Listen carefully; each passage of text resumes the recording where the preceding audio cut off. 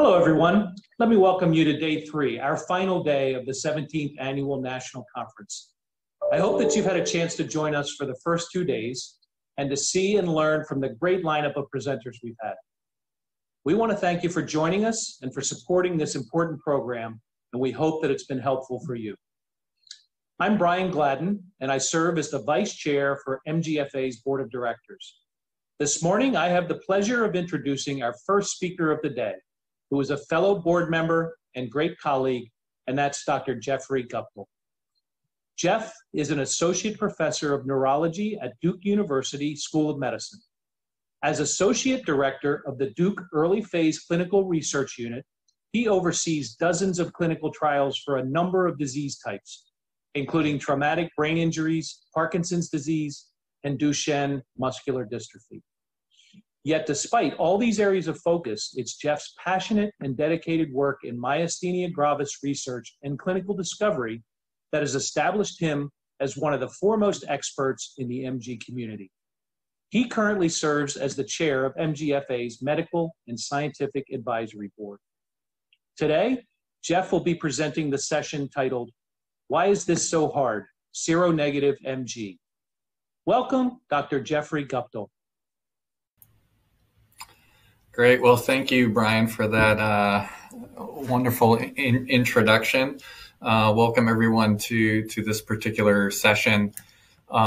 Today, I'm going to be talking about seronegative myasthenia gravis. And this was actually a topic that was requested by all of you. And I think that there are clear reasons for this. It's a subtype of myasthenia that is a little bit more difficult to define and oftentimes difficult to diagnose.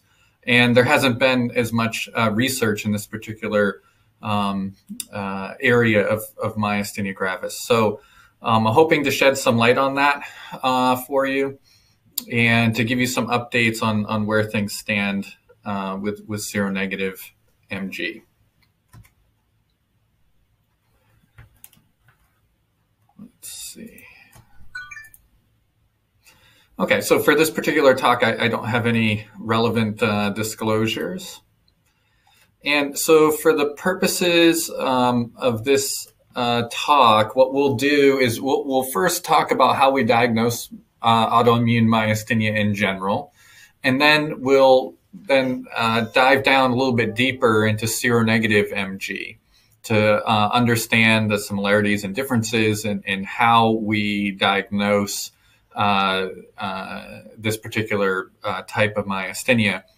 And we'll really focus on areas that make it difficult in some cases to make the diagnosis.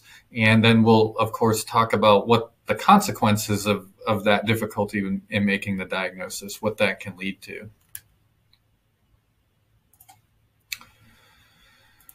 So first, how do we diagnose myasthenia, autoimmune myasthenia? So we have displayed here the criteria that are often used to diagnose MG. There's some technical terms here, but I'm presenting it the way that as clinicians and neurologists, how we think about it, and also use terminology that's often used in research studies as well. And we'll break this down. So the first part of the diagnosis is that the patient needs to have symptoms and a clinical examination that's compatible with myasthenia.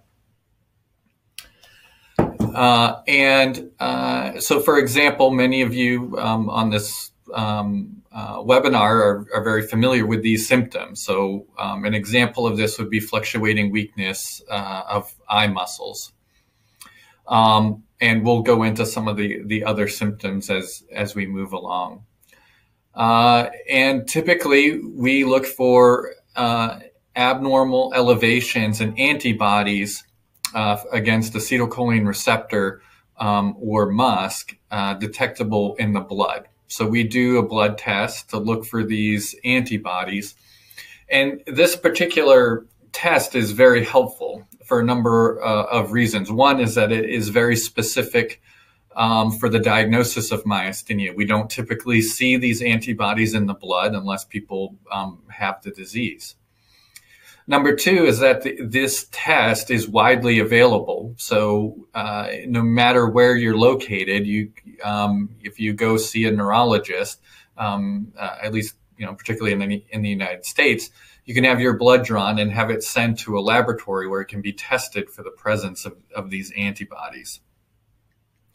We know that about 80 to 85% of patients will have the acetylcholine receptor antibodies, and about 5% or so will have MuSK antibodies. And so this leaves another group of patients, about say 10% or so, where we can't detect the antibodies in the blood.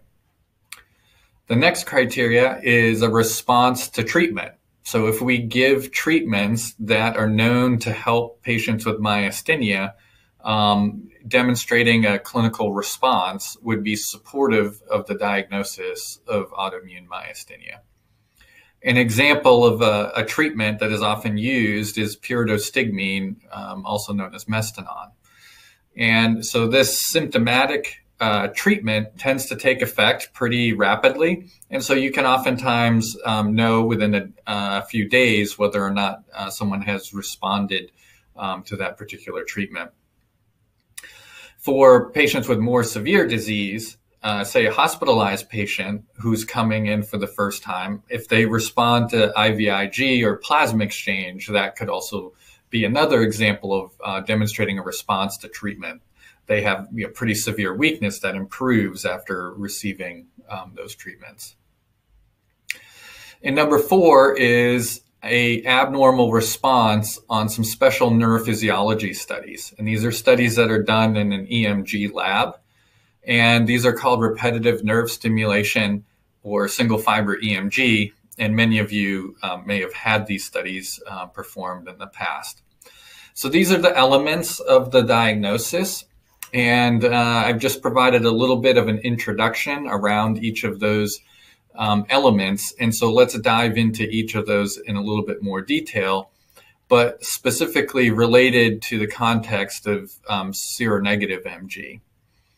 And so one way to define seronegative MG, which is probably among the most common, is to say that it's MG without the presence of acetylcholine receptor or MuSK antibodies. And I've shown here on the screen a diagram of the neuromuscular junction, and part of it is blown up where you see the motor nerve that's coming from the spinal cord that goes out to the muscle. And then in the blown up section, you see the end of the motor nerve making contact with the muscle. And in this zone, acetylcholine is a chemical which is a messenger, and it communicates with the muscle and tells it to contract when you want to move. And we know that for the majority of the MG patients, the antibodies are targeting the acetylcholine receptor, and those are indicated by the blue rectangles on the diagram. Now, we know in seronegative MG that a portion of the patients that we can't detect antibodies in the blood for actually have acetylcholine receptor antibodies, but we can't detect it with the common tests that are available in laboratories that are used commercially to test for the antibodies.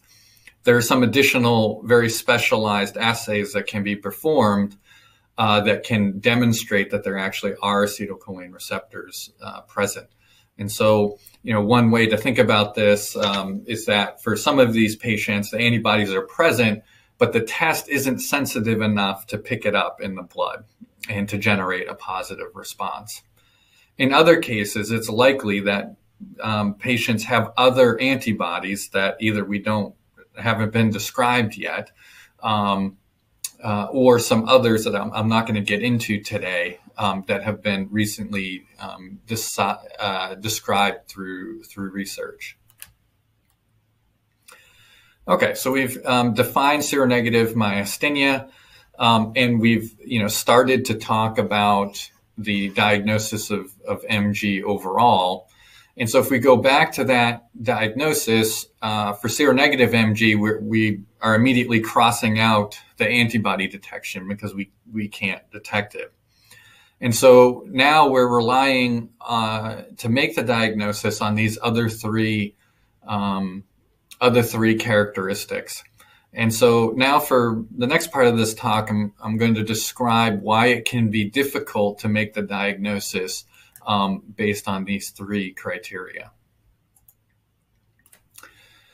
So for symptoms in a clinical examination compatible with myasthenia, you're probably aware that there's a wide range of symptoms and clinical exam findings that are associated with myasthenia.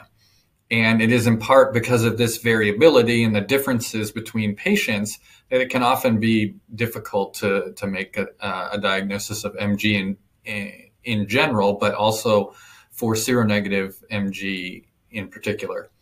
And so on the left, I've listed some of the very common symptoms that patients report at the time that they're presenting for their first evaluation.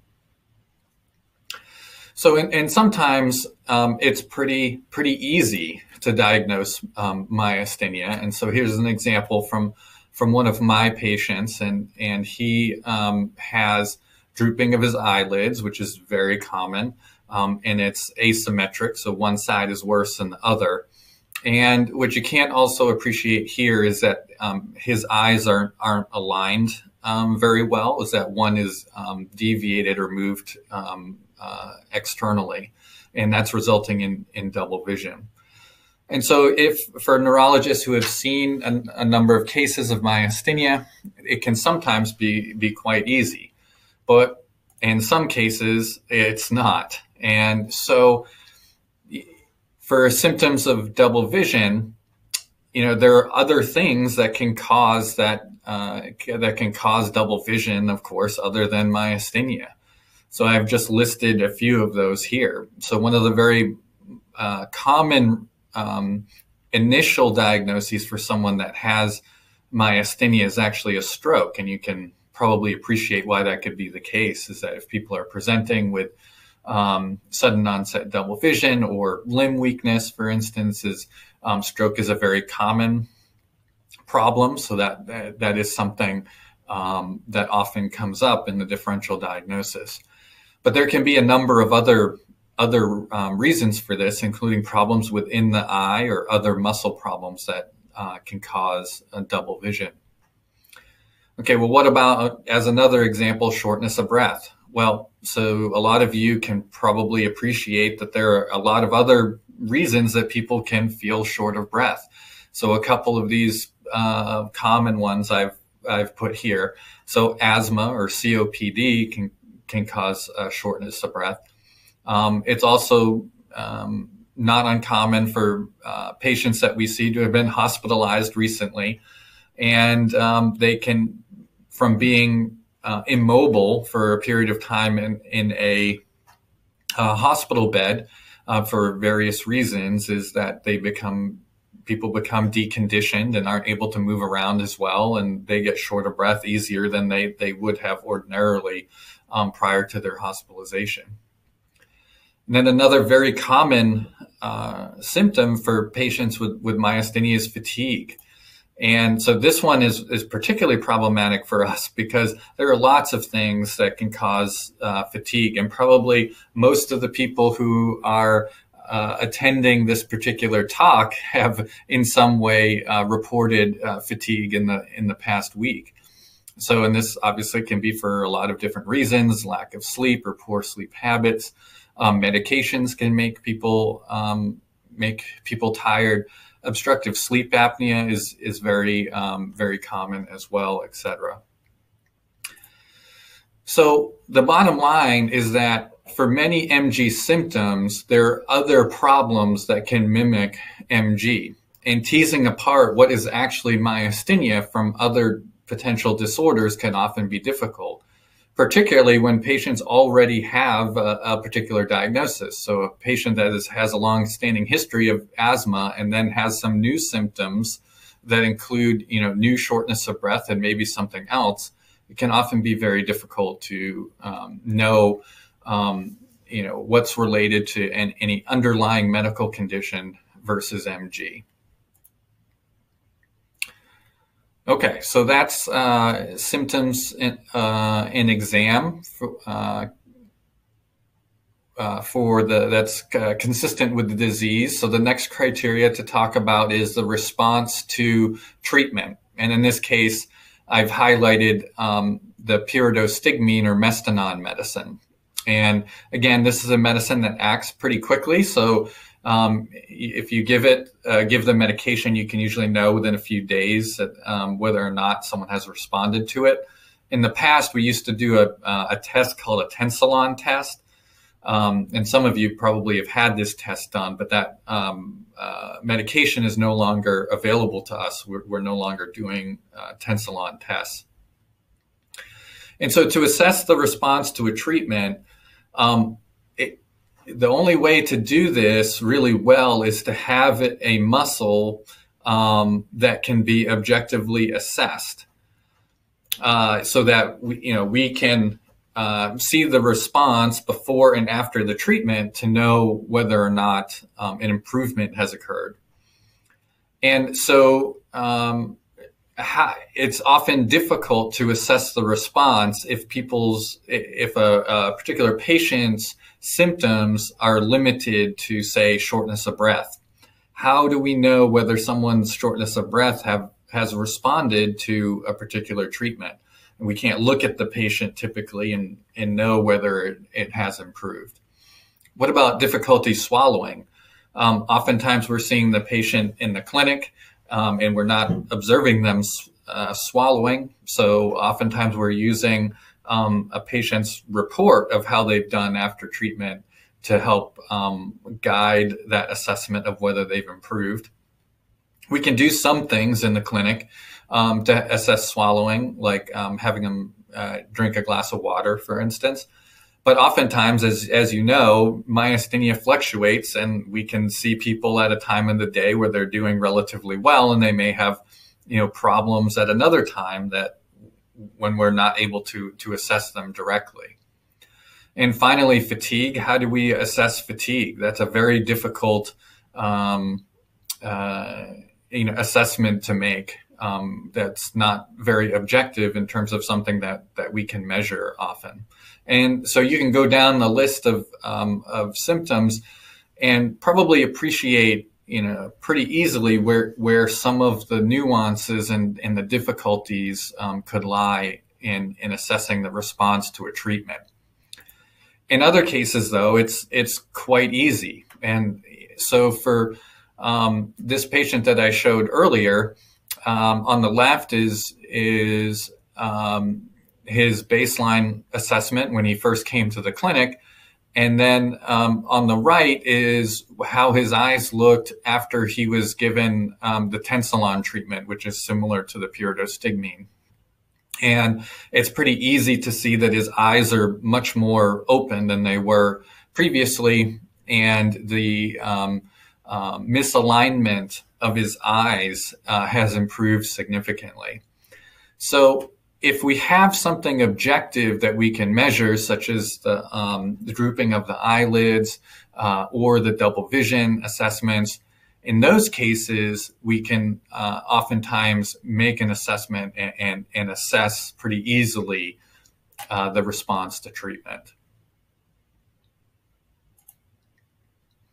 But it's when the weakness cannot be objectively assessed that we tend to run into trouble. Okay, so the next criteria is these special neurophysiology studies. And so the two in particular that are highlighted for diagnosing MG are something called repetitive nerve stimulation and single fiber EMG. I'm going to focus on repetitive nerve stimulation for the purposes of this talk, but I will mention single fiber EMG later. For this particular test, there's a stimulator that provides electrical impulses to a motor nerve. And when you provide those impulses, those electrical impulses, they travel down the nerve and go to the muscle. And under normal circumstances, the muscle will then contract. And you can see in the picture on the left, the stimulator being held by the person performing the examination. And you can see a couple leads, so a black lead and a red lead, that are taped over the muscle to record the response. And then the green wire is with the disc on it is a ground electrode. And so there, what we do is we stimulate the nerve multiple times, and we try to demonstrate whether the muscle fatigues over time. And so this is really to demonstrate objectively the fatigability, the fatigable nature of myasthenia gravis. And an example of the response is shown on the right side of the slide. And so under normal circumstances, if we stimulate the nerve many times, 10 times, 20 times, 50 times in a row, there's basically no change in the signal that we record at the muscle. And you can see that on the left. However, in myasthenia, over time with additional stimulations, we typically will see that the response gets lower, or we call it decrements over time. And so if we see a decrement in the response, then that is suggestive of a disorder of neuromuscular transmission like myasthenia gravis. Single fiber EMG has a similar concept in that we're looking for fatigability or variability in the way that the nerve to muscle communication occurs. And this test is performed by, there's no electrical stimulation like this particular test, but for single fiber EMG, we put a pin into a muscle and we have people activate the muscle slightly, and then we record the response of the nerve to muscle communication and to see if there's any abnormality there. So for this particular test, there are some limitations. And so those include that it requires special training to interpret it properly and to perform it properly, for that matter. So the ability to do this particular test, particularly the single fiber EMG test, is often limited to certain centers or people with specialized training that may not be available in all areas of the country. And so it occurs that these tests are interpreted improperly. Either a normal test is interpreted as being abnormal, oftentimes due to artifacts in the study that aren't appreciated, or on the other hand, studies that are interpreted as being normal that are actually abnormal.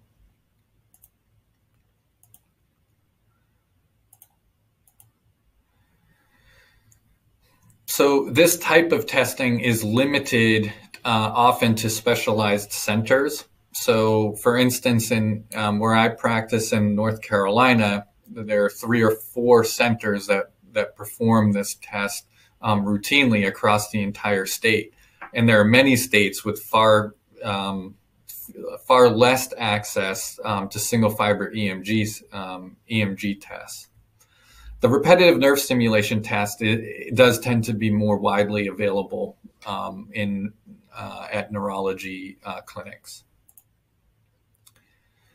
So another limitation that can arise is that we're somewhat limited in the muscles that we can test. So for instance, for the single fiber EMG test, we know what's normal for only certain muscles. So typically a lot of people only feel comfortable testing those muscles where they know easily like what's considered normal versus abnormal for the test.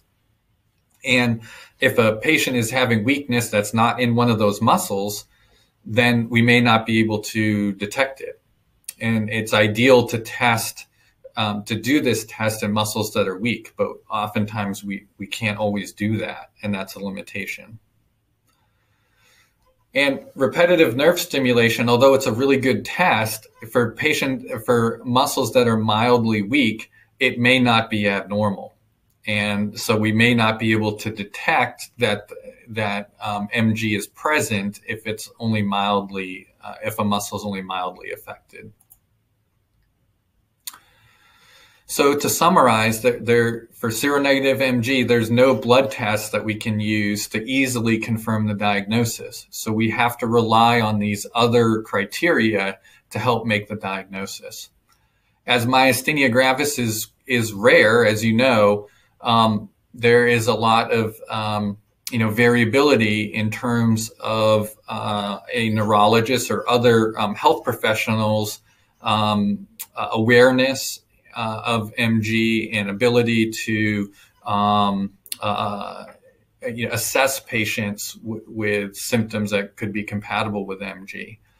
And I've hopefully described for you that MG symptoms can mimic other problems, particularly far more common problems than say MG. And oftentimes determining what could be MG from other disorders can be difficult. And in situations where we can't, there isn't objective weakness that we can easily examine, assessing the response to treatment can be difficult. And I've mentioned that the specialized testing in the EMG lab requires advanced training and may have limited availability in certain areas. So what does this mean for both the patients and for clinicians who are either experiencing symptoms or for trying to figure out what's going on with an individual patient? Well, patients may not be diagnosed with MG when they should be. So patients have symptoms that are ascribed or attributed to other more common problems than MG, and the MG is not recognized. And of course, on the flip side, the opposite can happen. Patients are diagnosed with seronegative myasthenia when in fact they actually don't have it.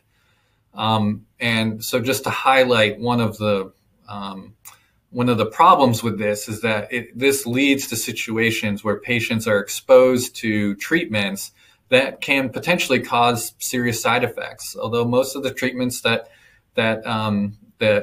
we provide to patients are considered relatively safe, of course, there's always the possibility that things can happen. And as a very specific example, we've seen patients who have been treated with prednisone at high doses for many years that don't have seronegative myasthenia when they were thought to have it.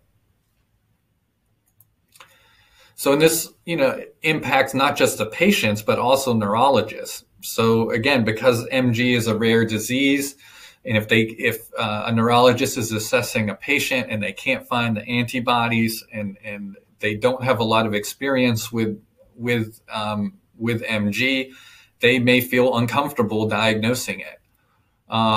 Or conversely, a neurologist could feel very confident in their ability to recognize MG and either misinterpret symptoms or falsely ascribe them to MG when patients don't have it. And so some other consequences unrelated to just this direct patient, neurologist, or treating provider interaction is related to research. So patients with seronegative MG have often been excluded from studies, including clinical trials, on the basis of the difficulty in making the diagnosis. So you can imagine that if you're testing a new treatment, and you can't, and it's difficult to know whether someone has myasthenia gravis in your study, you probably are going to exclude those people. You only want people in the study who have myasthenia and are likely to benefit from the treatment that's that's under investigation.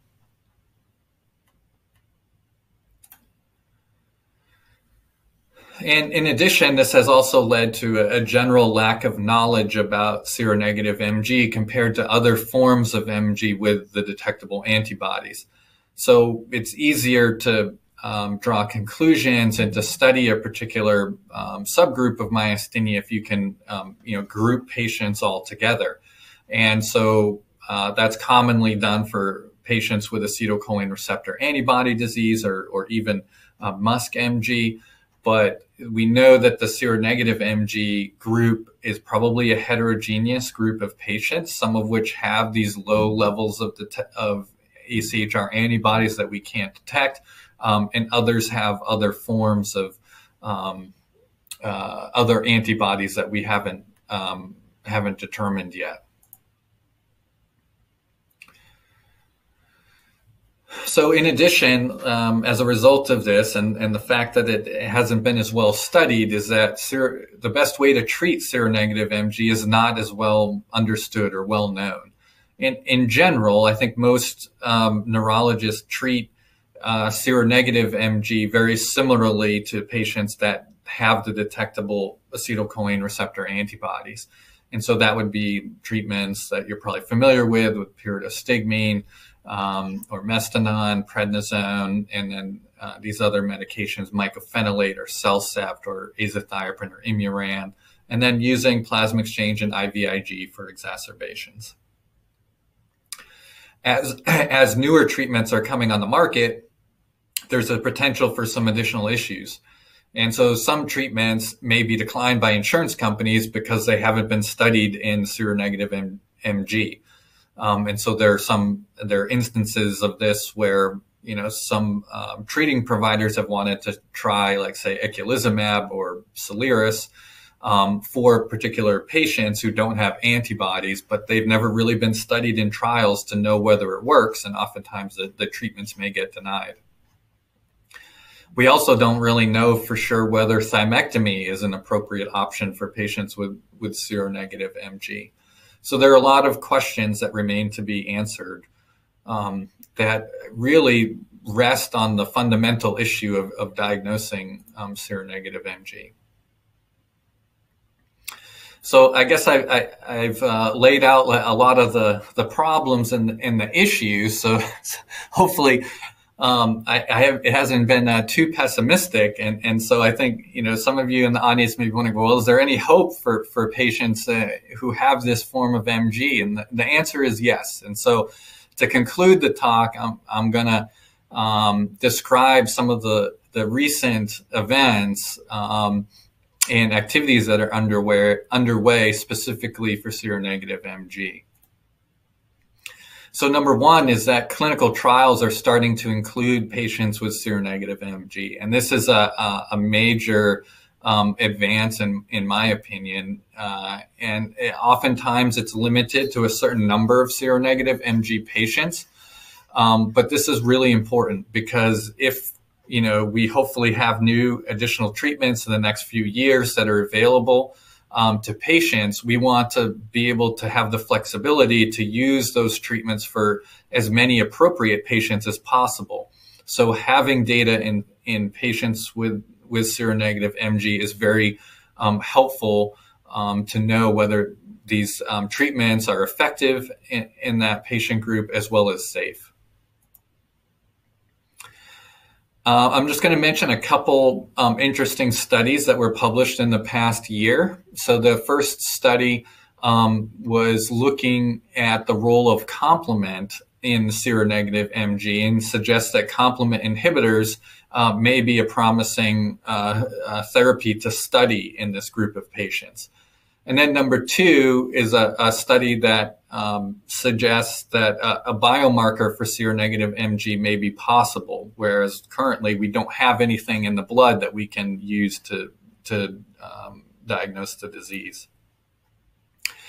And finally, I'll mention that the MGFA is also focused on this particular area as well, and has recently awarded a targeted research funding for seronegative MG to hopefully improve our knowledge. So for the first study here, I'll go through these quickly. We don't have to pay a lot of attention to the details here that are on the slide.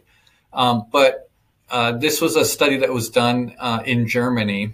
And what they did is they looked at patients with refractory MG, so patients who had been tried on multiple treatments in the past and weren't well, didn't respond well, and who also did not have detectable antibodies. And they did muscle biopsies on these patients. Some of these muscle biopsies were done at the time of other procedures that were being done for other reasons. And they looked to see whether or not complement was active in the muscle. And we know that complement is involved in the form of MG with the acetylcholine receptor antibodies. And this has been the rationale for the development of complement based therapies like eculizumab. And so I'm just going to focus on the dark the dark panels. So D, E, and then on the bottom row. And so what's shown here are representative slides from two patients. So on the top is a patient with seronegative MG, and on the bottom is a patient with acetylcholine receptor antibody positive MG. And what they've done is that they're staining the muscle. And you can see the muscle fibers like in panel A and B stained with different stains. So you can see the architecture there, the individual muscle fibers. And then what they're doing is they're staining those muscle fibers to look for evidence of complement activity. And what you'll see is that in D and E and then the lower panels is that they look pretty similar. I think the take-home message is that these images look pretty similar, whether or not they have acetylcholine receptor antibodies or not. And so in this study, they were able to demonstrate that patients with seronegative MG, they have evidence of complement activation at the motor end plate or at the muscle that suggests that complement is involved in the attack on the muscle.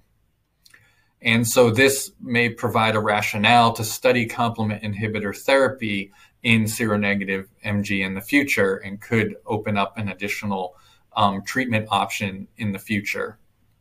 And I'll just say is that this hasn't been proven yet, but this is just a study that seems to support the concept that complement is involved in seronegative MG.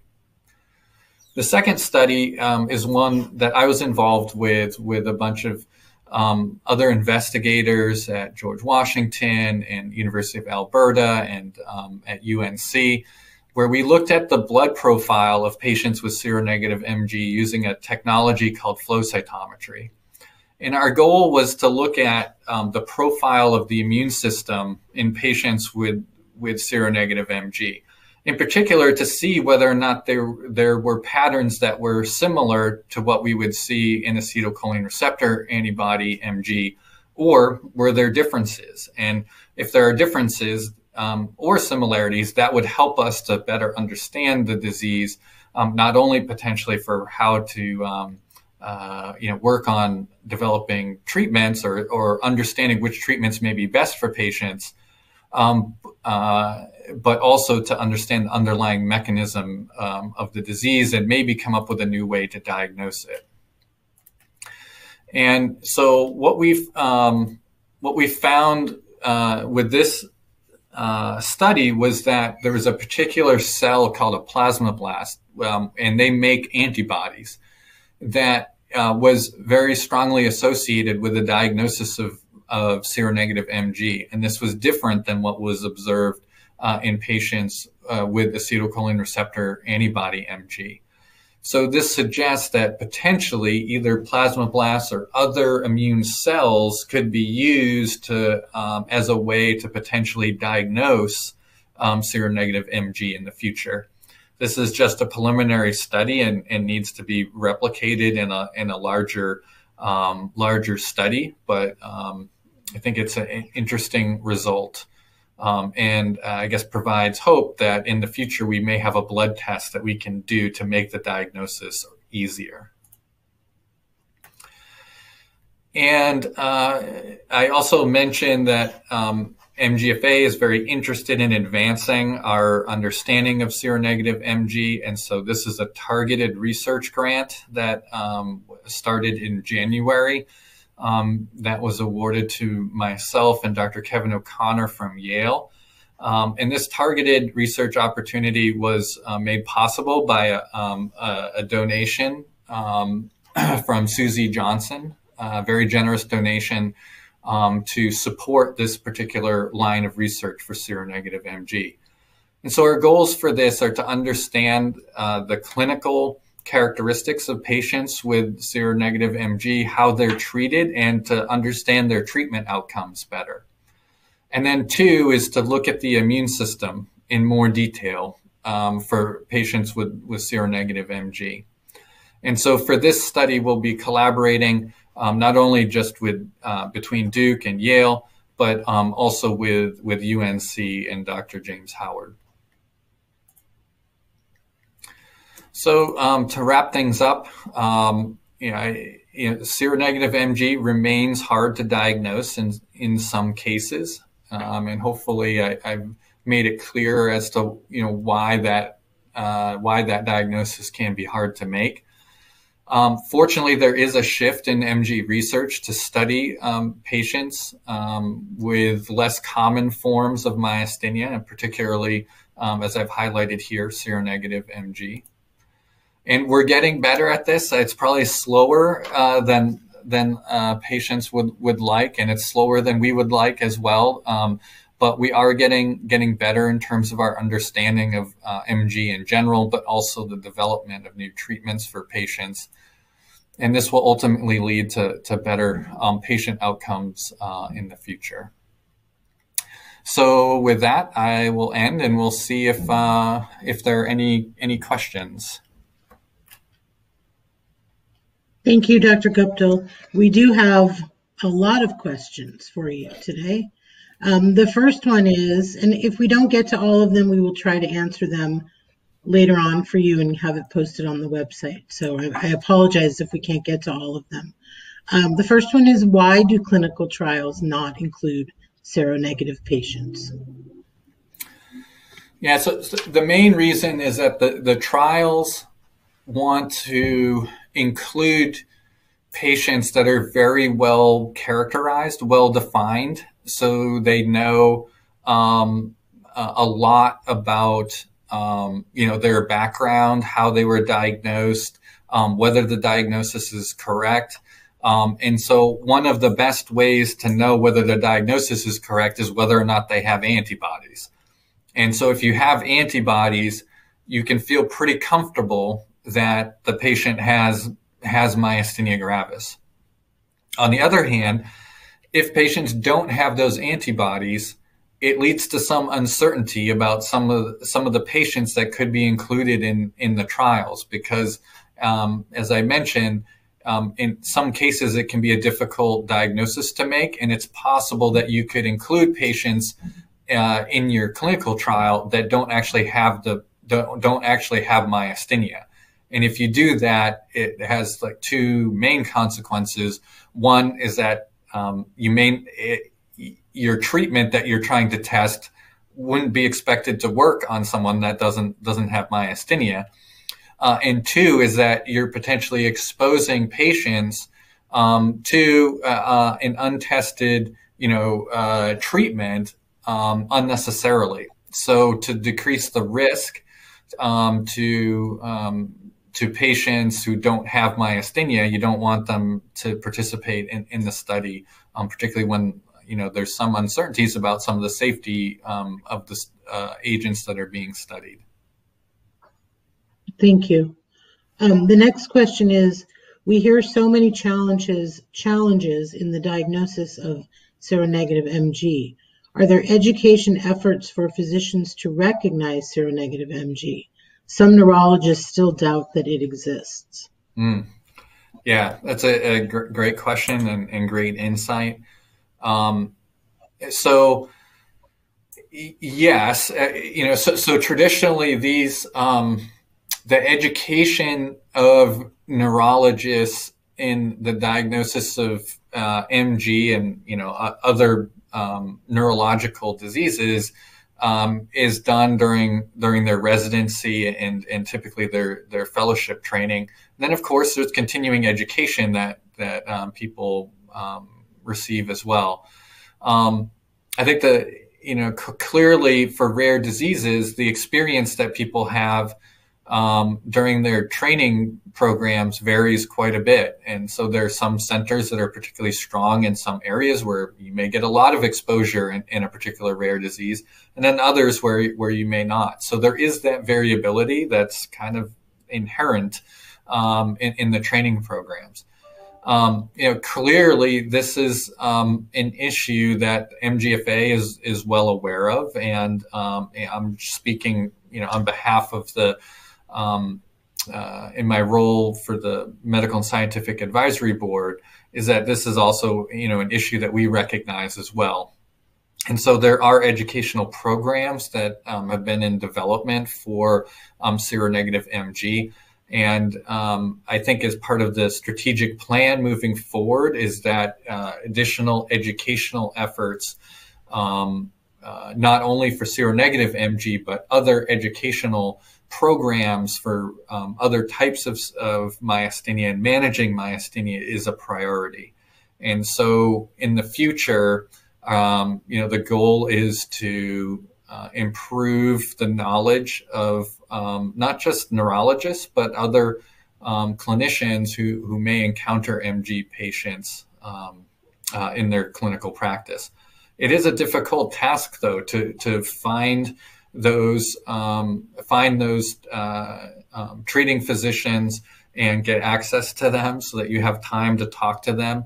Not everyone's interested in learning all the time, not because they're, maybe I shouldn't put it that way. They're not that they're not interested in learning, but they have a lot of pressures on them in terms of managing all of their patients and managing their practices and doing all their documentation and all of that, which can make it difficult to prioritize, that continuing education piece. Thank you. Will the more sensitive cell-based assays become more accessible anytime soon? Yeah, another good question. So, yes. And it is actually becoming available now. The test was originally developed at Oxford University in England, but has been licensed for a group in North America in Vancouver at the University of British Columbia. And that lab is now offering that test in Canada to be done on a clinical basis, and as well as some centers in the United States. And I have actually sent some samples to them for testing already. Great, thank you. The next question is, can using IG products produce false positives and or negatives to antibody testing? If so, how long should an individual be off of IG treatment before testing for antibodies to get accurate results? Mm-hmm. Yeah, so typically, the ideal scenario is to not have patients on IG products when they're being tested. And so most of the time when people are being evaluated, hopefully you're testing them, you're trying to make the diagnosis before you start treating them. So that at least the blood test is drawn and sent for testing before you initiate treatment. And in that particular scenario, then you don't have to worry about that. Now, so sometimes we do run into cases where we'll retest patients who are initially negative and recheck it. And in those cases, they may be on IVIG. I'm not really aware that it will, significantly confound the test. It's I guess what I would say is that I'd probably, if you can, try to, wait, as long as you can, but before the next IVIG course or treatment is due. So if you're doing every 4 weeks, so immediately before the next treatment would probably be the best time to do it if you're going to test in that scenario. Thank you. So unfortunately, this is going to be our last question. I have seen a small study showing all seronegative subjects studied had complement activation. Since we are often not included in pharma studies, could this info eventually be used for seronegative patients to gain access to newer meds such as Soliris? Yeah, so that is what I was trying to highlight in that study that I mentioned is that study at least gives us a rationale, a reason for studying complement inhibition in the future. I think it would be unlikely, just based on that one study, that a lot of the payers and insurance companies would then open up the use of Soliris to patients with seronegative MG on the basis of that single study.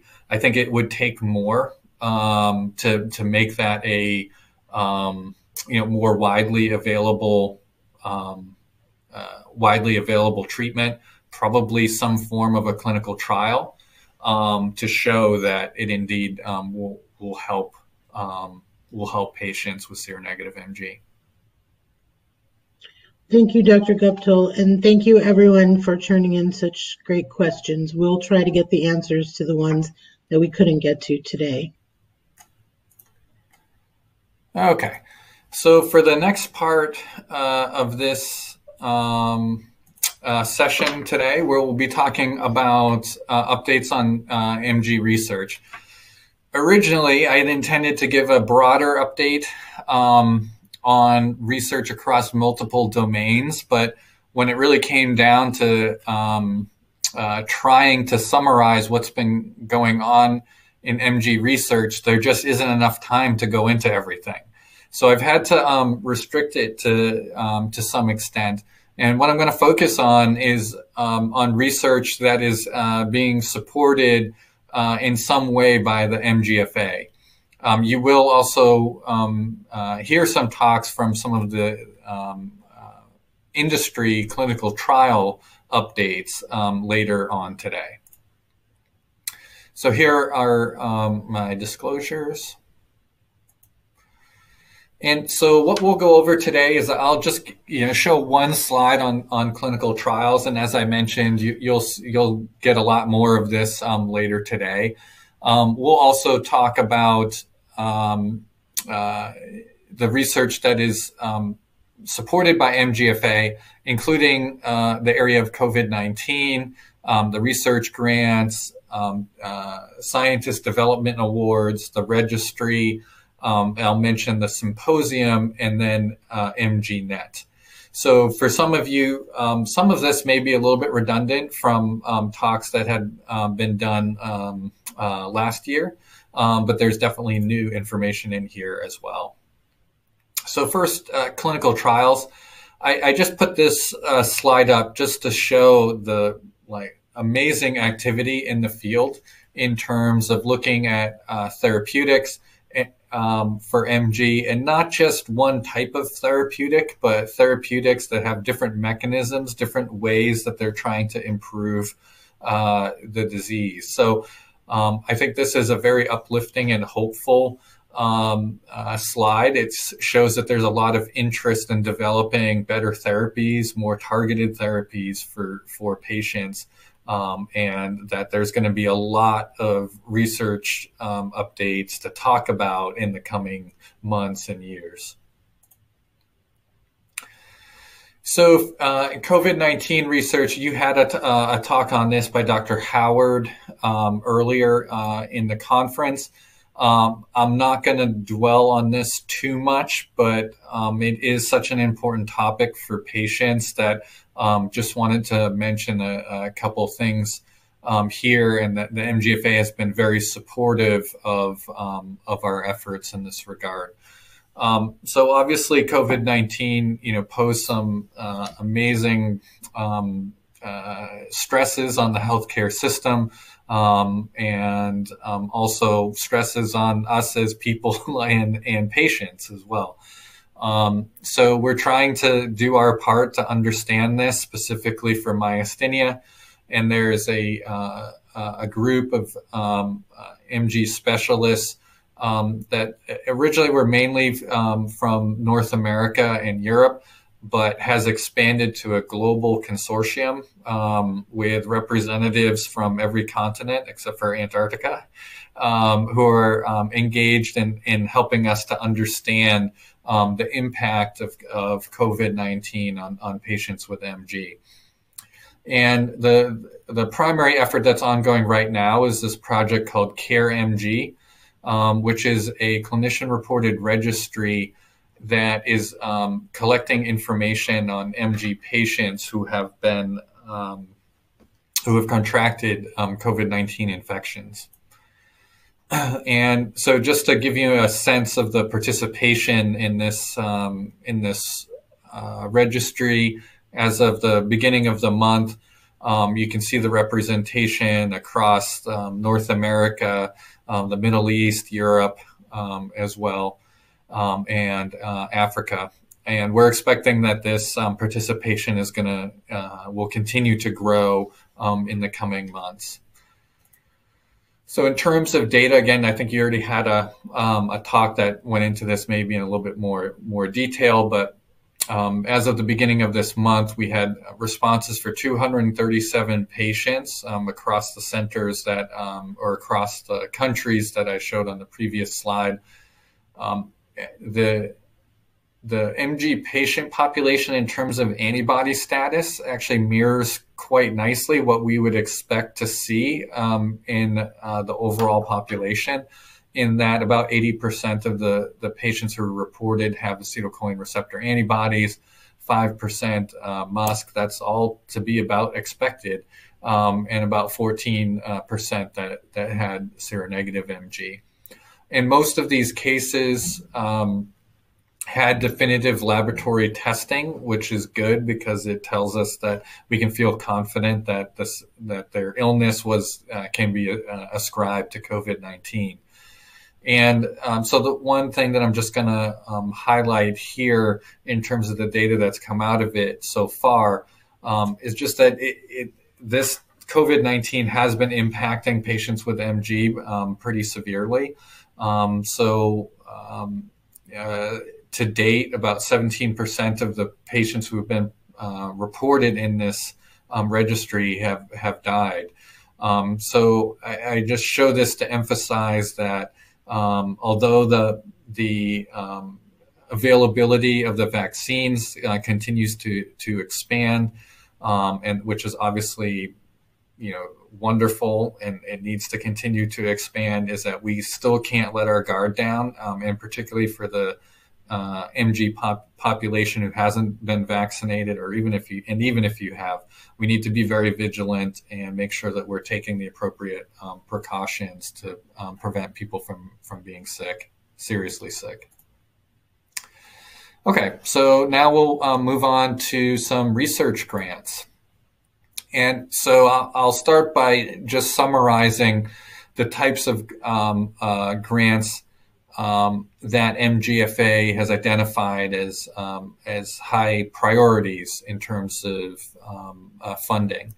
And so these different grant areas cover biomarkers. So understanding increasing our understanding of the disease through measurements that can be taken oftentimes in the blood or neurophysiology, that can help us either understand the disease or help us to better understand how treatments are working, and how to monitor treatments. We're also interested in looking at how the disease develops, as well as developing new targeted therapies that are advancements over what's currently available. Also, additional research into understanding patient outcomes and how we what we can do to improve patient outcomes over the long term. And finally, studies that are focused on investigations of children with MG. So there are different types of grants that MGFA will fund. These are called different mechanisms. So the most common one is the High Impact Pilot Award. These are typically given every year, at least one, many times two per year. And these are grants that are really focused on getting a research idea or project off the ground. And that the data that's generated from these awards will then be used to facilitate or to get new, larger grants from other funding sources, particularly from, say, NIH, to get larger dollar amounts that can be available for doing longer-term studies from NIH, sometimes the pharmaceutical industries or other private foundations. The Transformative Research Awards, so this is a larger award. The last time this was given out, I think, was in 2015. And these are, for, as it's stated here, the research grants that are likely to produce fundamental changes in our understanding of MG. And then the Targeted Research Awards are very specialized and directed at a particular area. I highlighted one of these in my previous talk, which was on seronegative MG. And then finally, MGFA is also supporting the development of the next generation of MG researchers. It's really critical that the pipeline of researchers who are interested in studying MG and improving the lives of the patients through research is supported as much as possible. So now I'll just go through a couple of these grants that were funded in the past year. So the pilot grants that were awarded this past fall, one is a immunology grant, which is looking at biomarkers that help us to understand what the autoantibodies are actually doing and the reason and potentially the reasons why antibody levels or different types of antibodies in the blood, cause different symptoms and disease severities in patients. And the second one is for Dr. Michael Hare from University of Vermont. And this is looking at adverse event burden in patients treated with myasthenia gravis. And I mentioned the Targeted Research Grant. I mentioned this in the prior talk, but this grant was awarded and started in January that focuses on the seronegative MG population. And so to summarize each of these, so for Dr. O'Connor's pilot award, they're going to be working on developing assays that help to categorize the different types of acetylcholine receptor antibodies that are present in individual patients. And then to really, once you categorize those antibodies, understand whether or not that categorization helps us to predict how they respond to certain treatments, or does it help us to monitor disease activity or disease progression, and hopefully can also lead to an ability to make very personalized treatment decisions that are specific for the individual patient. So Dr. Hare's adverse event burden is a very interesting study. He's been working on this for quite a while. And basically the premise of this is to be able to better classify or understand the burden of side effects that patients experience from different treatments. So we know that this, that side effects are something that we all are concerned about. And we don't have a really good way of measuring the side effects other than to say that they happened. But the significance of side effects, can vary quite a bit, right? If a side effect leads to hospitalization, that's obviously much more serious than something, it's just like, say, an upset stomach that happens, once a month. So what he's trying to do is to develop a way, it's kind of like a currency for these adverse events, where they're weighted based on the input from patients as well as from neurologists and other physicians who treat patients with various treatments. For the seronegative grant, the goal of this project is to describe the patient population in great detail that has seronegative MG, to understand their age at the time that they're diagnosed, how they're diagnosed, what treatments they receive, and to describe their outcomes. Surprisingly little has been actually published in this area, and so we're hoping that by combining data sets from not only our respective centers at Duke and Yale, but also UNC, is that we will have a large data set to be able to answer some of these questions. In conjunction with that, we'll also look at the immune system function in patients with seronegative MG, again, to show in more detail whether or not there are similarities between patients with acetylcholine receptor antibody MG, which would suggest that treatments that help acetylcholine receptor MG would also have a role in treating seronegative MG, or conversely, to find areas where there are differences, and maybe those differences will be something that we can target in the future with other treatments. So already the next round of pilot research grants is starting up. So that cycle is starting. And so as of now, 8 letters of intent were submitted for full grants. And those grants will be submitted this summer. And the funding decisions will be made in the fall of this year. And so stay tuned, as I'm sure there will be future updates about future pilot grants. Next, we'll shift to the Clinician Scientist Development Award, which is for training the next generation of investigators. And so the current fellow is named Shruti Raja. She's at Duke University, and her project is to look at outcomes of patients who undergo thymectomy, as well as treatments with IVIG. And so most of you are aware that thymectomy is used as a treatment, particularly for acetylcholine receptor antibody MG.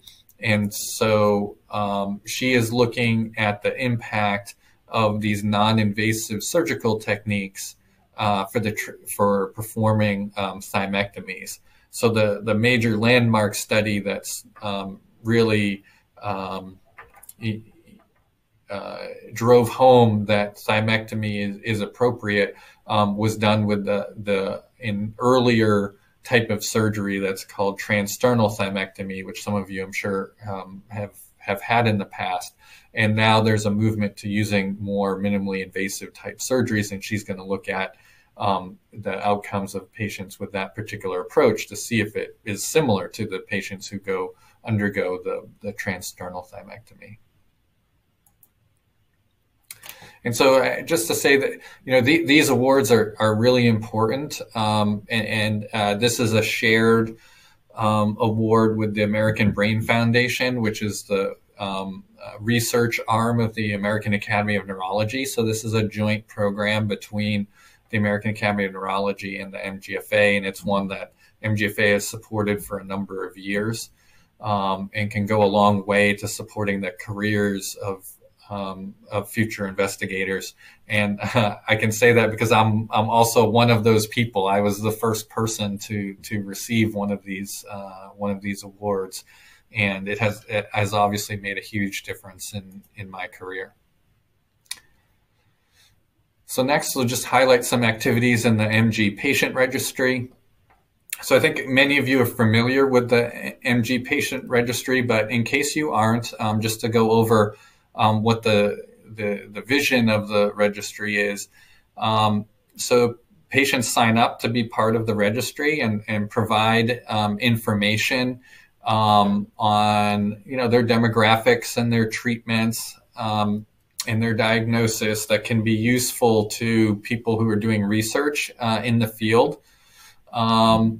In terms of understanding the disease better, the use of different treatments, and potentially even the costs of treating MG. Second, it can be used to provide information to patients about potential studies that they may be interested in. And can be also used by people who are planning trials to get information about the MG community and MG experience that can help design better trials for the future.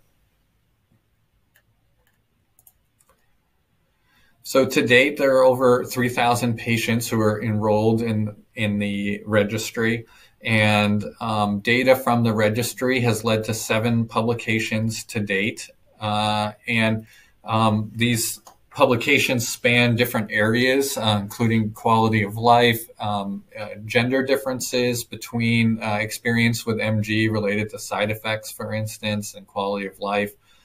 And a lot of work has also been done on refractory MG. So those patients that are treated with multiple therapies and oftentimes don't have outcomes as good as non-refractory patients. And so this research has helped us to better understand that population. As shown here, there are also 7 ongoing analyses in various stages, and we'll be able to provide some updates on how those analyses are going in the future. I thought I would just highlight one of the most recent study here, just to give you an idea, a sense of the type of research that comes out of the work from the MG registry. And so this was an analysis that looked over time at disease burden and healthcare resource utilization among patients that were either categorized as refractory or non-refractory myasthenia. And so refractory patients were those who required treatment with multiple therapies over time.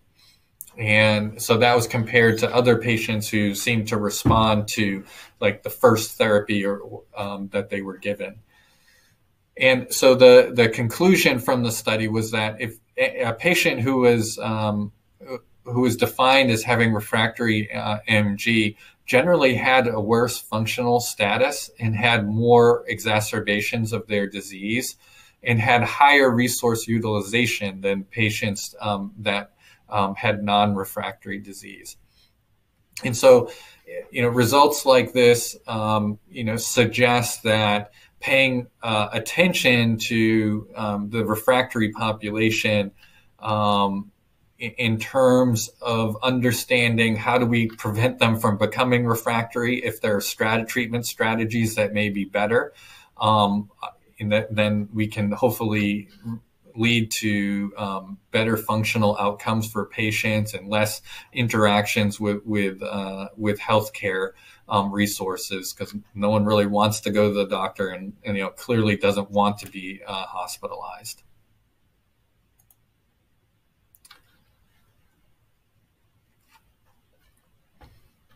So next is the MG Symposium. And so this is a international gathering that's held every 5 years, and it'll take place in 2022 in Miami, COVID pandemic permitting. but we're definitely optimistic, and the planning is underway for this symposium.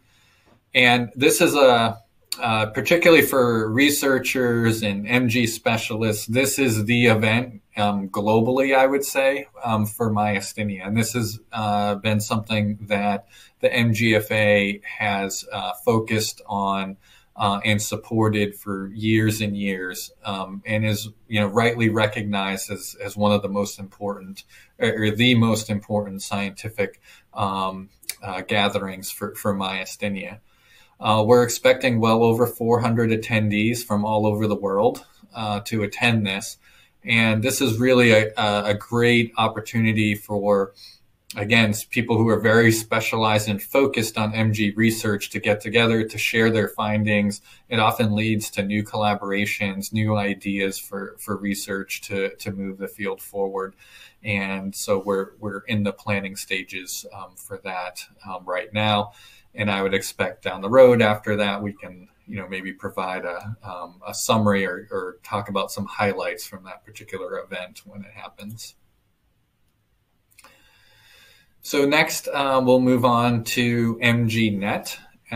So some of you may be familiar with this from prior talks that the MGFA has given, but if you're not familiar with it, the MGNet is the NIH-supported rare disease clinical research network for myasthenia gravis.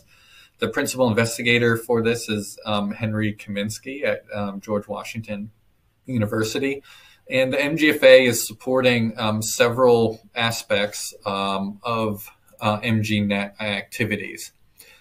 And so among these is that are very important is that the MGFA provides patient representation for a lot of the work that's being done. And this is really critical to have the patient voice in what we're doing within the network. For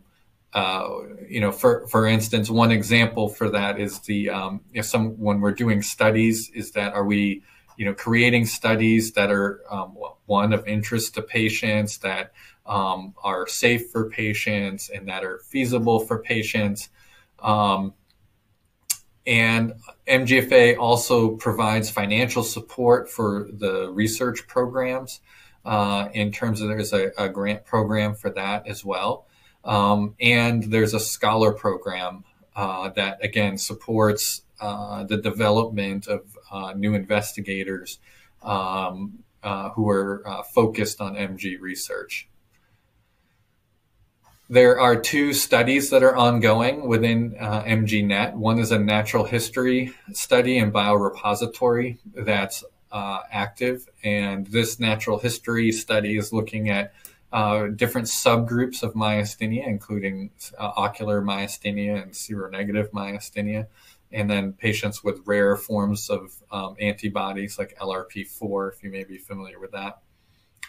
And so we're collecting the clinical data as well as samples for future research. And the sites currently for the MGNet program are listed in the box in the upper right-hand side of the screen. And we're hoping to add additional sites to that may be closer for some of the audience who are watching this particular webinar. The next one is Adapt MG. And so this was not a planned study, but really developed out of the COVID-19 pandemic when there was a sudden necessary shift to use of telemedicine approaches for evaluating and managing patients. And so this study is really designed to help us understand the best way to conduct those telemedicine visits, and also to explore the best ways to measure disease activity during those visits. A lot of our evaluations in the clinic require hands-on activities, testing people's strength at the bedside. And so we're trying to adapt new outcome measures that can be performed and to test the reliability for use in telemedicine. We think that this has applications not just for clinical trials, but also for the clinic, for evaluating patients in clinic in the future. And in the past year, the MGNet also conducted a symposium to advance our standardization of outcome measures for use in clinical trials.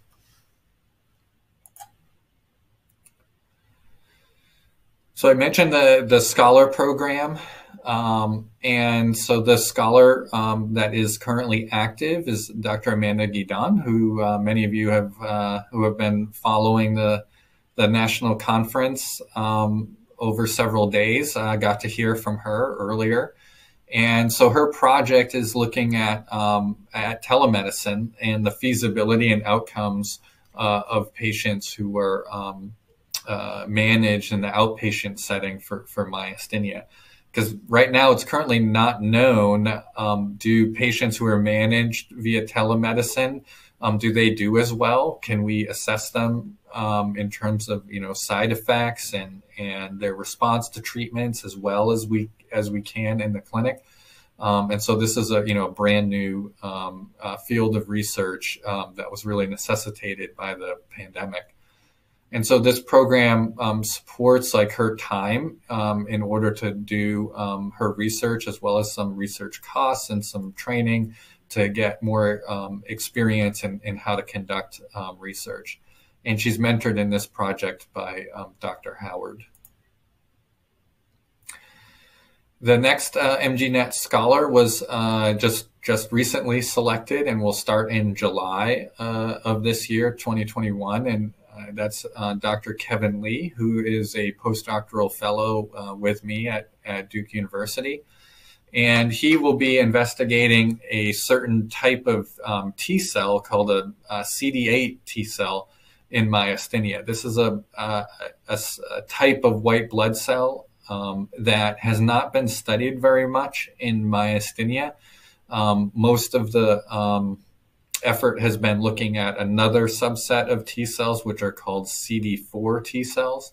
And so he's going to look at this in more detail due to some preliminary data that suggests that these cells may be more active in MG than we originally thought. And so with that, I think we're at the end of the presentation here, and I'm happy to answer any questions.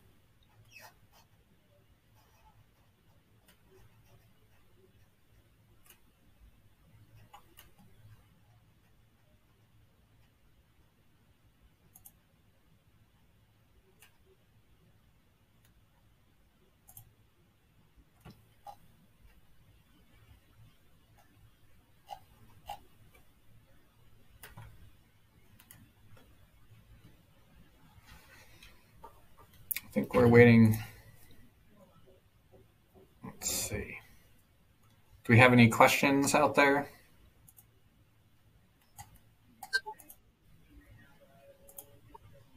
Hi there. Hi. Hi, we have a couple of questions, yeah. So the first one is, why do clinical trials not include seronegative patients?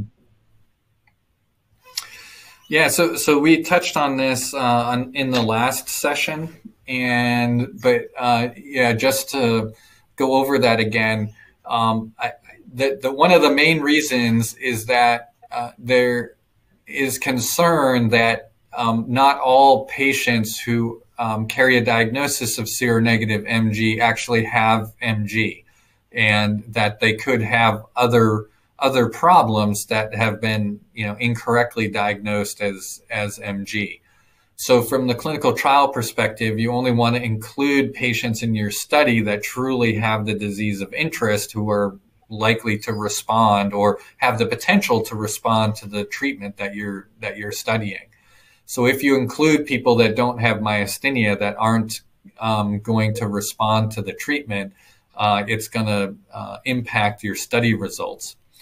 And then secondarily, probably as important, is that you're also potentially exposing patients who don't have myasthenia to a new treatment that's under study.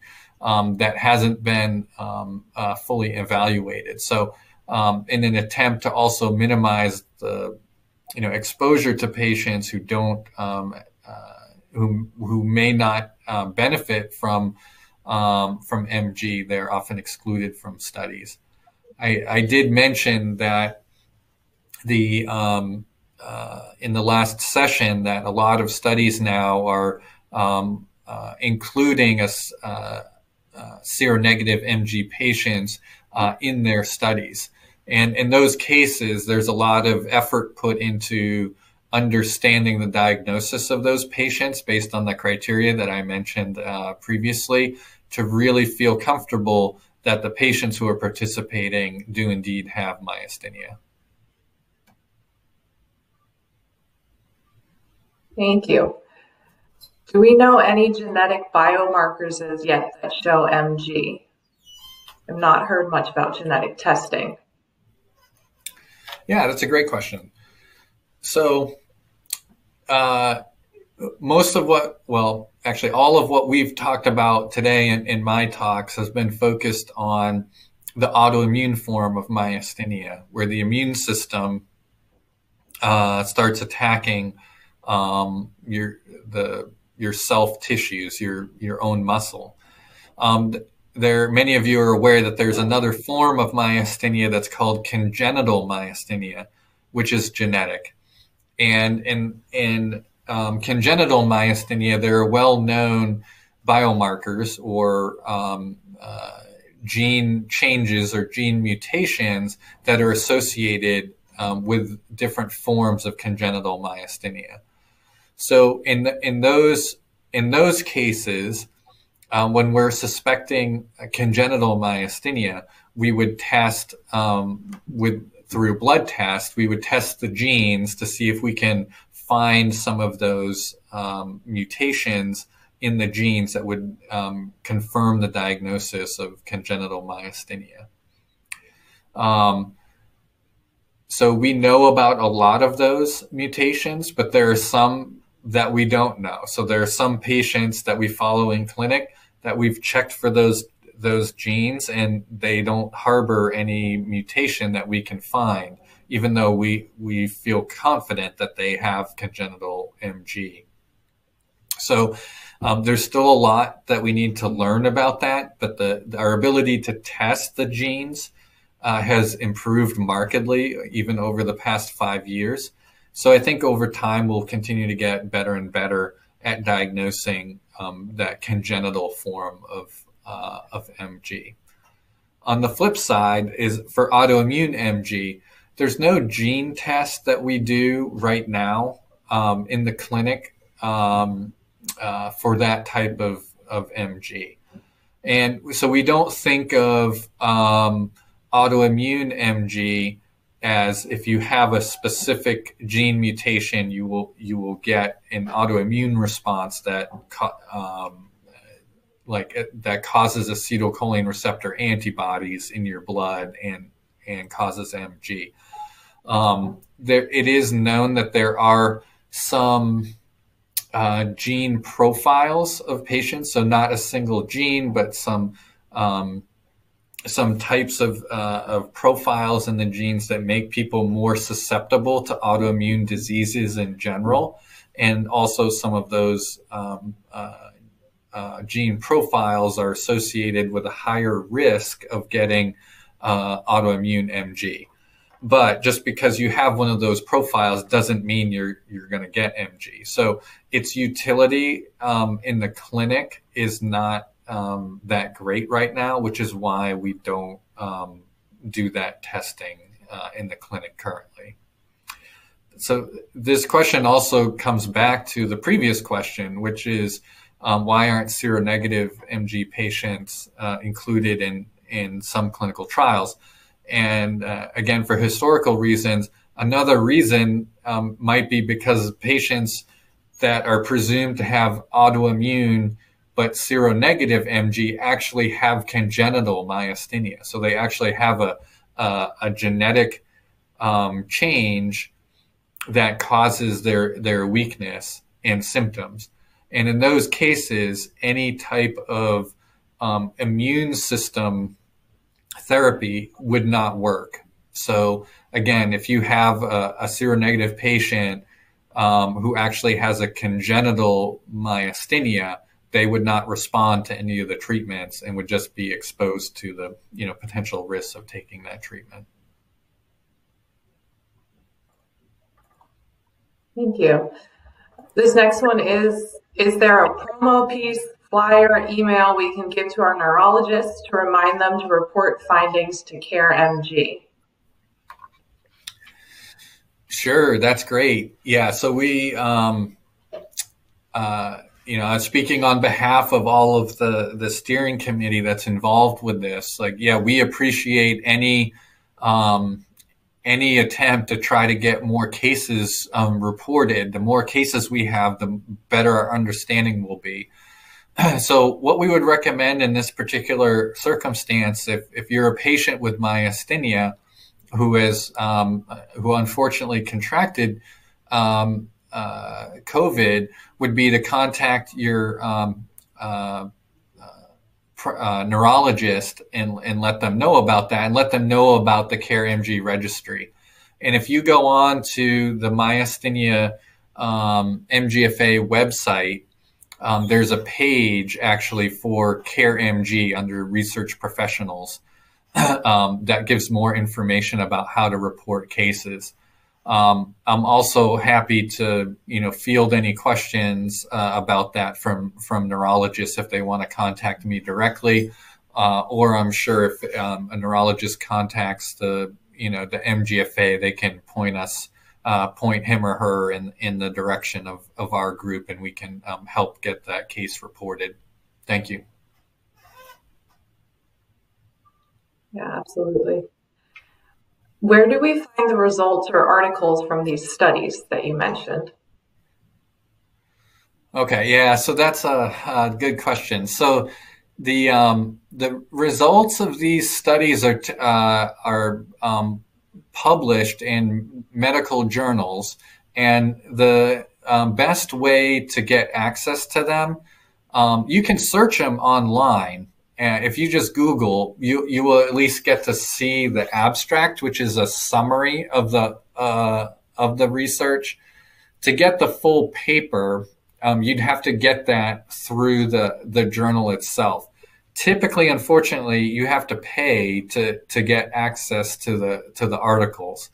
So the best way to navigate that is if you have access to an academic center. They typically would have access to a lot of these journals that you don't have to pay for. So if you can go through like an academic center, university, or college, you may be able to access those particular articles to be able to read them in full. It's unfortunate that you may have to pay for them otherwise. It would be nice if it was out there for everyone to read, whenever they wanted to. There are certain journals that are becoming more common now that do, it's called open access journals. And for those particular journals, you can access all of the papers, the research that's published within that journal without any cost to you. So one pretty well-known journal like that is called PLOS One. And so any articles that are published in that particular journal, you can just go to their website and you can open up all of the articles, search for things, and get access to whatever you want. Thank you. You could also check your local library. Some of them, depending on how many resources they have, sometimes they do offer free access to some of those websites and journals that you mentioned as well. Yeah, thank you, Jenna. That's a good I think point. we have time for one more quick question. Sure. I think we have time for one more quick question, which is, I'm concerned about confidentiality. What are some of the safeguards? Okay, so It probably depends on what we're talking about. So this is kind of a complicated topic, but for clinical trials, the study groups that are conducting the clinical trials generally don't have access to your name. You're given a study number, so that your name and that other confidential information stays with the study team, who's typically like your treating neurologist at the site. So, and then the data would get sent to the study team in the clinical trial and is aggregated together. So there's pretty low risk of having any confidential information being known by any of the pharmaceutical companies that are conducting the trials. For CARE-MG specifically, if that's what you're referring to for COVID-19 reporting, it's actually what's called a de-identified database. There's no names, no date of births that are reported in that database. So the only person who knows the identity of the person is the neurologist that is reporting the case. And so that's one specific safeguard for that study that has been put in place.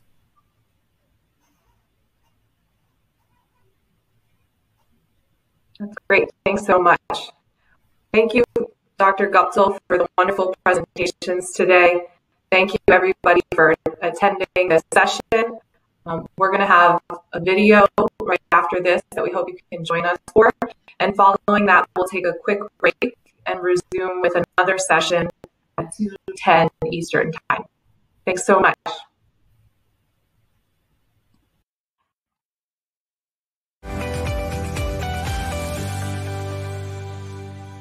Hi, my name is Audrey Getman. I'm 24 years old and I was diagnosed with myasthenia gravis on September 25th, 2020. I'll just tell you a little bit about myself. I'm from a little town in the Great Granite State of New Hampshire, just outside of the University of New Hampshire, or UNH, which is also my alma mater from which I graduated in 2019. I also work as an information support technologist at UNH.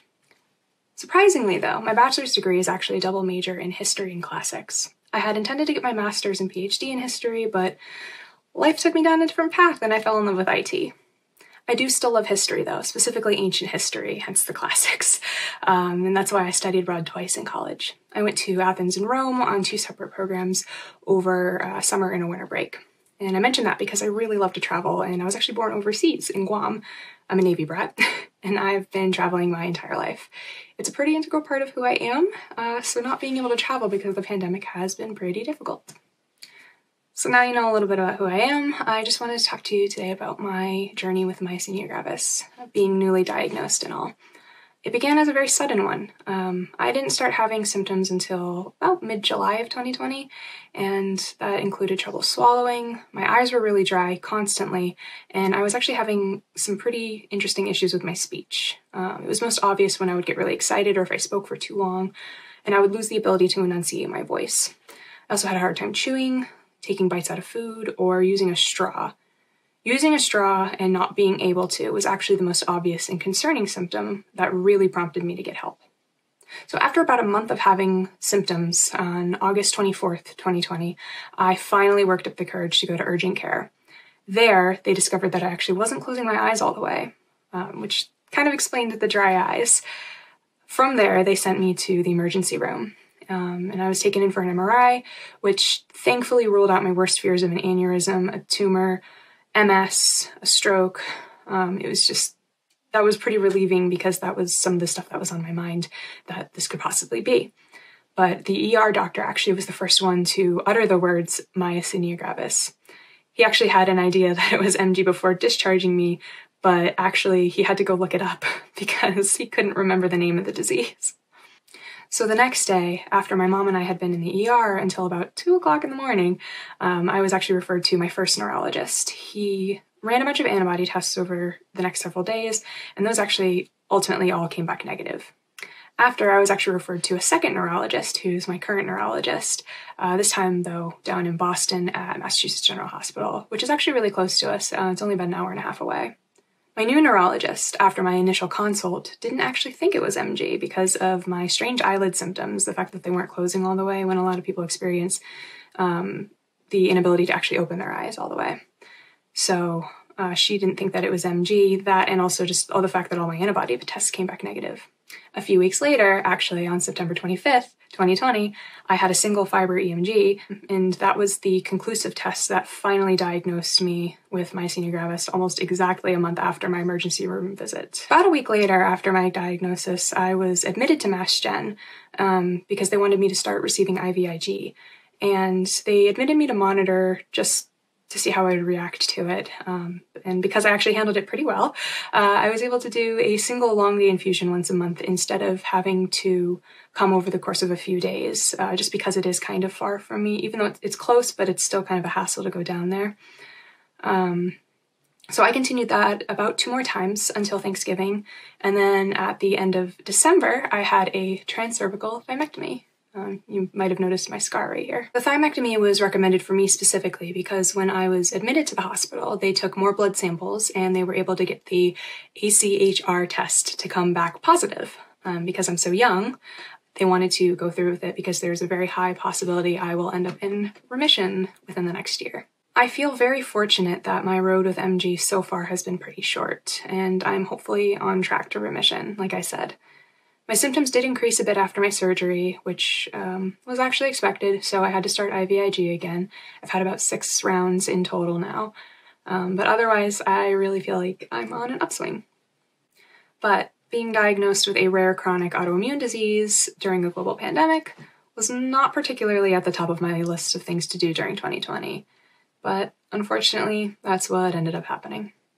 Now to address kind of the elephant in the room, you're probably wondering why I'm wearing a crown and sash, and I just realized my Miss America is actually covered up a little bit. And that kind of gives it away. So myasthenia gravis has really impacted a whole different side of who I am, and that's the fact that I'm a local title holder in the Miss America organization.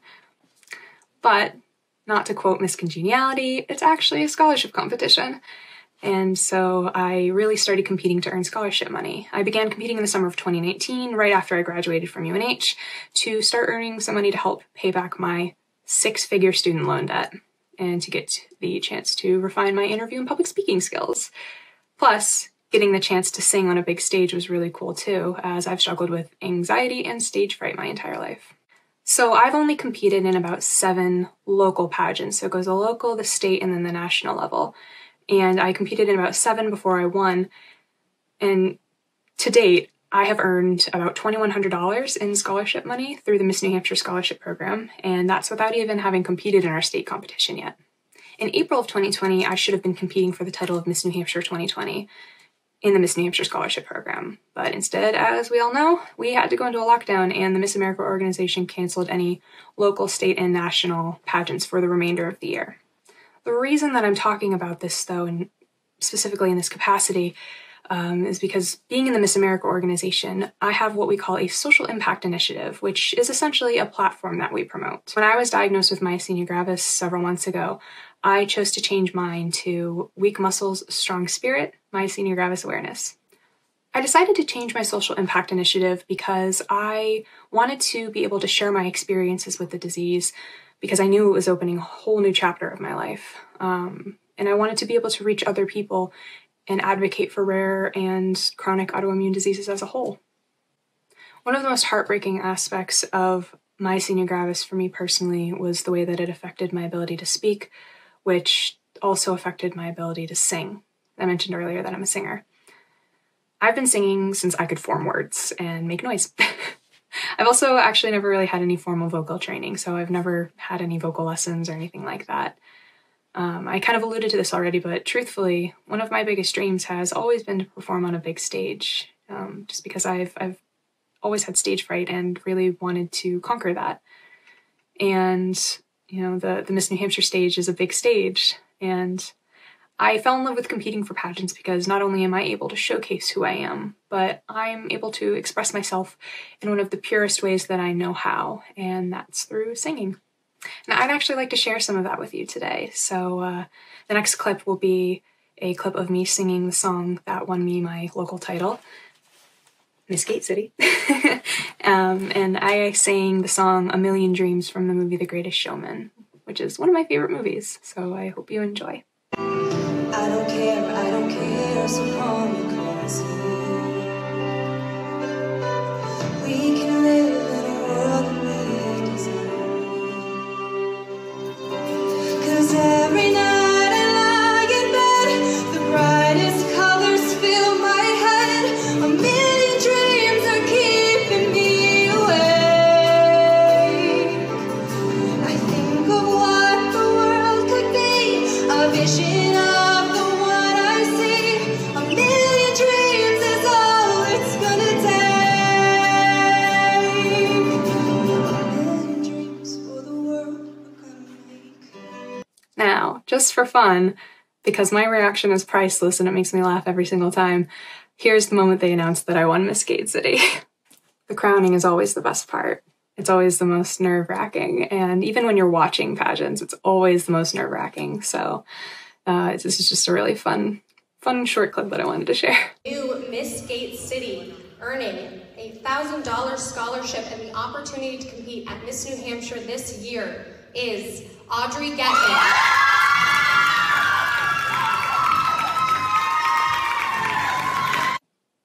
Like I mentioned, I had competed in about 7 pageants before I was able to win Miss Gate City, and it's been one of the best experiences of my entire life, and I can't wait to see what else is in store for it. Back to singing, though. Before I was diagnosed and started receiving treatment, I could barely use my voice for more than 5 minutes without needing to take a break. Before I started showing symptoms of myasthenia gravis, I could practice singing and belt it out for hours. As you can see in this next clip that I want to share with you, this is actually a video that I took back in March or April of 2020, so right before I started having symptoms. This is me singing part of the song She Used to Be Mine from the musical Waitress.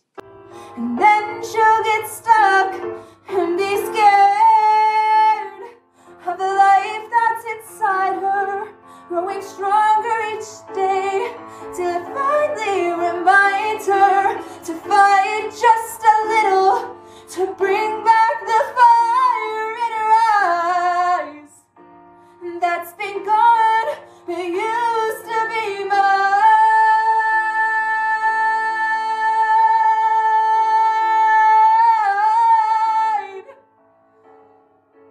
Used to be mine.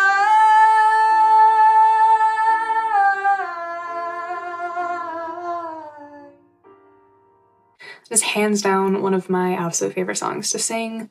It's just one of my favorite songs in general. So thankfully, over the last few months, I've been on an upward trend, and my singing abilities have, for the most part, returned. I will be competing for the title of Miss New Hampshire on April 30th, 2021 for the preliminary competitions, and then the finals night is on May 1st, 2021. I am beyond excited to be able to compete again, and I can't wait to finally be able to realize a massive dream of mine and finally sing on a big stage. Now, and I promise this is the last singing clip, I do want to show you a sneak peek of the song I will be performing for the upcoming state competition. This hasn't been seen by anyone else though, so keep it between us, okay? This old town could slow down, people taking the easy way. But I know exactly where I'm going. I'm getting closer and closer every day, and I'm almost there. I'm almost there. People down here think I'm crazy, but I don't care. Trials and tribulations, I've had my share. There ain't nothing gonna stop me now, 'cause I'm almost there. There's been trials and tribulations, you know I've had my share. But I've climbed a mountain, I've crossed a river, and I'm almost there. I'm almost there. I'm almost there.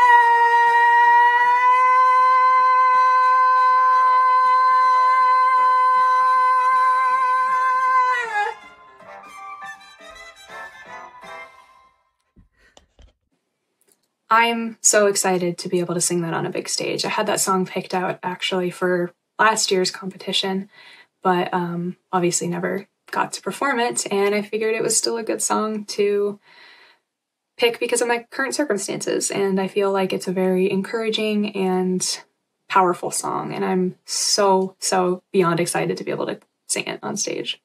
I started preparing very early for Miss New Hampshire because I wanted to be in the best possible shape physically, emotionally, and health-wise with my myasthenia gravis for the competition. I was cleared at the beginning of January to start working out again, but and I've actually been strength training quite a bit, and it's had its ups and downs, but ultimately I'm feeling really good. I cannot express this enough, but I am so excited to be able to compete for Miss New Hampshire in April. If you don't know the Miss America organization, if you win your state title, then you go to compete on the nationally televised stage, which is so incredibly exciting. I actually went last year. It was at Mohegan Sun last year, which again is also pretty close to us. It's about a 3-hour drive. But I was able to see our current Miss New Hampshire compete for Miss America, and it was just the coolest experience ever. So even if I don't win, make sure you tune in to watch Miss America, because I think it's so fun to watch. Pageants are just really fun to watch. I'm just so excited to be able to share my experiences with this disease, and I'm really thankful for this opportunity to be able to speak to everyone watching this as well. I hope you were able to learn something from my story, and if you have any questions, please feel free to DM me on my local title holder Instagram account at Miss Gate City, and go ahead and follow me too there while you're at it. I'll do a little shameless plug. I post a lot of MG related content though, and just some fun pageant stuff. I am in the full swing of preparation for Miss New Hampshire, so it's going to be a really fun time, and I'm so beyond excited. So yeah, thank you for watching.